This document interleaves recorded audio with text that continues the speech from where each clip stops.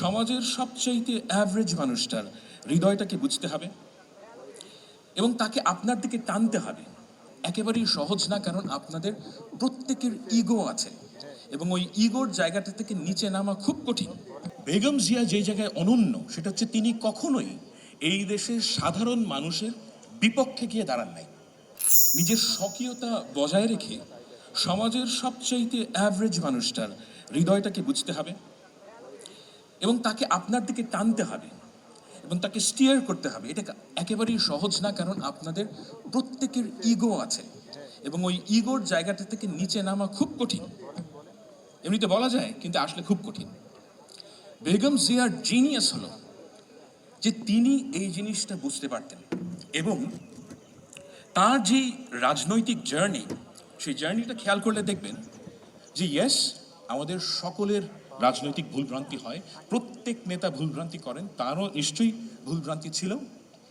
কিন্তু বেগম জিয়া যে জায়গায় অনন্য সেটা হচ্ছে তিনি কখনোই এই দেশের সাধারণ মানুষের বিপক্ষে গিয়ে দাঁড়ান নাই। এর একটা চমৎকার উদাহরণ হতে পারে যে 2003 সালের যেই আমেরিকা 2003 সালে বাংলাদেশের উপর চাপ দেয় ওয়ার অন টেররে পার্টিসিপেট করার জন্য, এবং এগুলোর যেই অ্যাভেলেবল লিটারেচার সেটা বলে যে আমেরিকা বাংলাদেশের কাছে সেনাবাহিনীর সহায়তা এবং আকাশ সীমা ব্যবহারের অনুরোধ করেছিল।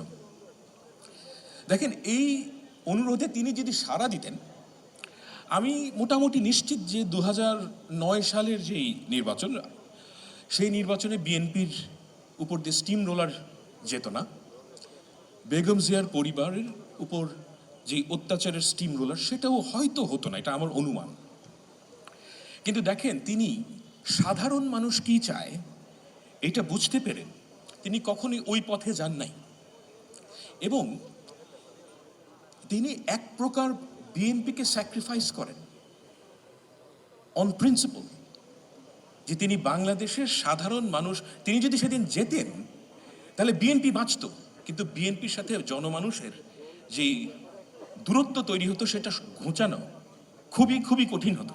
খেয়াল করেন যে 20 বছর পর বিএনপি এত অত্যাচারের পর কিন্তু টিকে আছে, এই দেশের মানুষের ভালোবাসা পেয়ে টিকে আছে।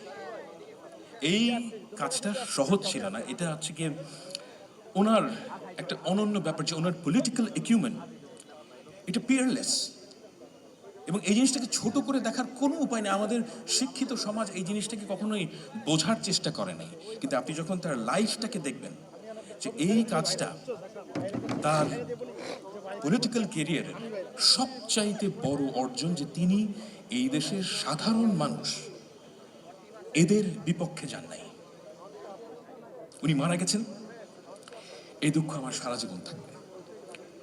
এরকম জায়গায় অনেকে কবিতা বলেন, আমার জন এলিয়ার একটা কবিতা শেয়ার আমার মনে পড়ে, মনে হয় এখানে বলা যায়, बिछड़ा कुछ इस अदा से कि रुत ही बदल गई,